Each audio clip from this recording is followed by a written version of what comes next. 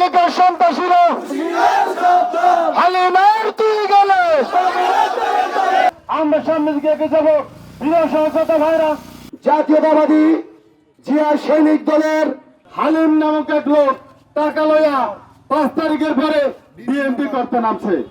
এই ভদ্রলোক আসার পরে দেখতেছি বিএনপির দুঃসময়ের কর্মীদের বিভিন্ন ভাবে টাকা পয়সার লোভ দিকে তাদের মধ্যে ফায়ার সৃষ্টি করে আজকে দলের মধ্যে বিশৃঙ্খলা সৃষ্টি করতেছে। আজকে 17 বছর 18 বছর আমরা রাজনীতি করছি মাঠে ময়দানে, কিন্তু আমরা কোনোদিন এই হালিম নামের লোকটাকে আমরা দেখিনি। এমনকি এই বিএনপির জন্ম লগ্ন থেকে আমার বয়স থেকে আমি 92 থেকে আমি এই রাজনীতিতে শুরু ভাই। আমি এই 92 থেকেই তাকে এই মাঠে ময়দানে বিএনপি করতে দেখি নাই।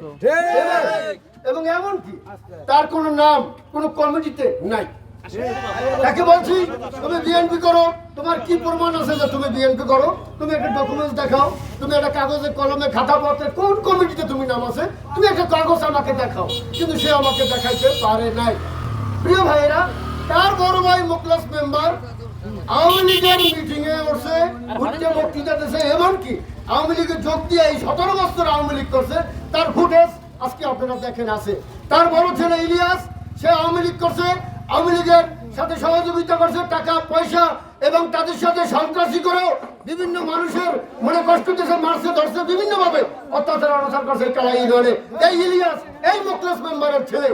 আজকে তারা কি বিএনপি হতে পারে বলেন ভাইয়া? 5ই আগস্টের পরে কিছু নামদারি এবং কালো টাকার মালিক বিভিন্ন মহলায় ঢুকে বিভিন্ন পাইতারা করে বিভিন্ন উপজেলা ইউনিয়ন বিভিন্ন নেতাদেরকে ধরে টাকার বিনিময়ে তাদেরকে ধরে আবার সেই সন্ত্রাসী কার্যকলাপ চালাইতে শুরু করেছে। আমি সাংবাদিক ভাইদের মাধ্যমে প্রশাসনকে অনুরোধ করছি যে প্রকৃত ঘটনা জেনে এই সন্ত্রাসীদের বিচার করুন।